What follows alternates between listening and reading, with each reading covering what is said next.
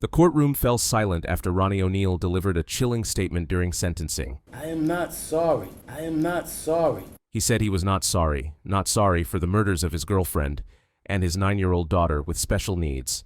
What happened next would leave the courtroom stunned. Judge Michelle Sisco looked directly at Oneal before delivering words that many people would never forget. And I don't know if that's true or not, but if it is, Ron'Niveya Oneal is one of the bravest souls I have ever come across in my 54 years on this planet. One of the bravest ever, ever, because she suffered so traumatically. Those words carried enormous weight. Judges spend years witnessing violent crimes, disturbing evidence, and tragic human suffering. Yet after nearly 2 decades on the bench, Judge Michelle Sisco described this case as the most horrifying she had ever encountered.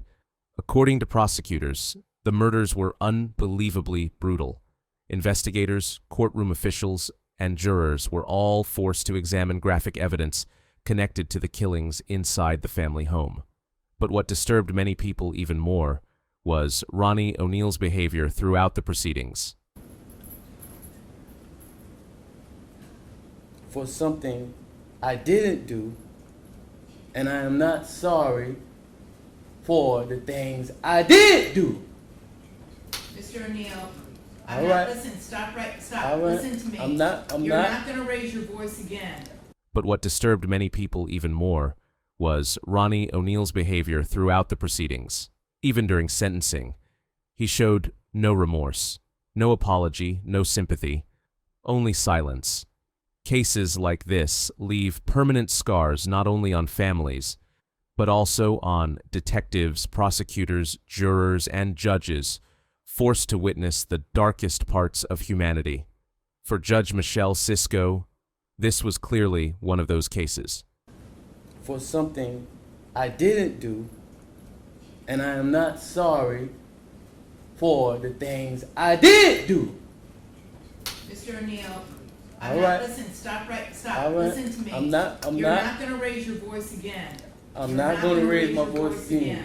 I'm not. I will have you removed from this courtroom. I can sentence you without you being present. Yes, ma'am. You don't conduct I yourself. understand, Your Honor. Thank you.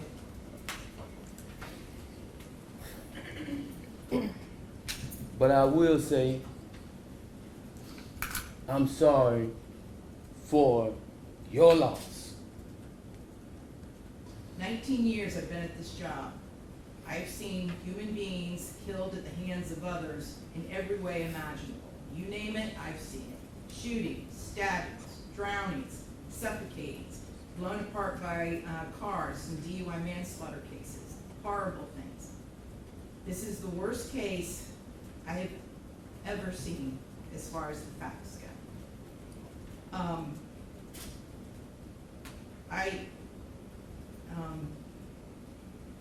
When the person from fire department, when he testified, and when he said that he retrieved the body of Ron'Niveya Oneal from the home, and all he could do was sob. It took every ounce I had not to start sobbing too. Because there is no way any person with any feeling could have witnessed or seen the photos of what occurred that night and not be haunted for the rest of your life. I know I will be. For the rest of my life, I'll be haunted by what I saw as far as the evidence and just the abject cruelty of it all. The abject cruelty. And I was aware, because I reviewed a lot of the discovery ahead of time, as you well know, did a lot of in-camera inspection of a lot of documents. And I was aware there was some evidence, at least, that when you needed to recover from your gunshot wound, that neither your parents nor your Aisha, Ms. Robinson, would let you come recover at their home. I don't know if it's true or not. I'm not going to get into a dispute. I'm just mentioning there was some evidence referencing that in the records. And all I could think about, because I knew that Ms. Barron was not with you romantically at the time. And I knew that she just, out of the goodness of her heart, let you come stay with her. And It is beyond tragic that that critical decision ended in so much horror for her and for her children. It is unspeakably cruel what happened as a result of that one decision. The way that Ms. Barron died was horrific, and that 911 call, which captured truly all of it. You heard, and everyone who's heard that 911 call heard a death scream. If anybody ever wants to know what it sounds like before a human being dies, knowing that their death is imminent, that's exactly what it is. That was a death scream. We're going to see if it's true. But what happened to little Ron'Niveya and to little Ronnie, but I'm going to focus on Ron'Niveya because she was special. And you could tell Miss Barron had done everything she could to create a beautiful home for her family. I noticed that the Ron'Niveya's bedroom, before you set it on fire, you could tell she tried so hard to make her feel like a princess. Kenyatta did everything she could. And I noticed too in the kitchen, on the refrigerator, she put up magnets that said faith, love, family, hope. And then you know what else happened to that refrigerator during that night? It got splattered with blood all over it due to what happened. Little Ron'Niveya, she couldn't scream, she couldn't run away, and she witnessed what you did to her mother as far as shooting her mother in the arm with the gunshot. She knew. And the horror that that child suffered. And she already had a life where she was born with challenges regarding her physical and her mental disabilities. But the pain and suffering that she suffered that night at your hands, unspeakable, absolutely unspeakable.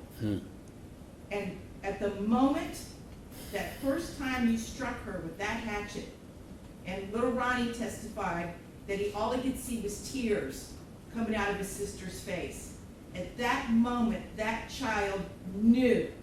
She knew she was being betrayed in the cruelest, most tragic and sorrowful way that a child could ever be betrayed. She was being betrayed by her parent, the one person that should be there to protect their children and love them and keep them from harm. And that was the last thing that child felt before she passed on from this earth, was your utter, cruel betrayal to her. And I read somewhere, and I don't know if it's true or not, I have no idea, but I read somewhere that souls pick their lives, and that they know exactly how difficult their lives are going to be before they... This has been the Master File Crime, and the file remains open.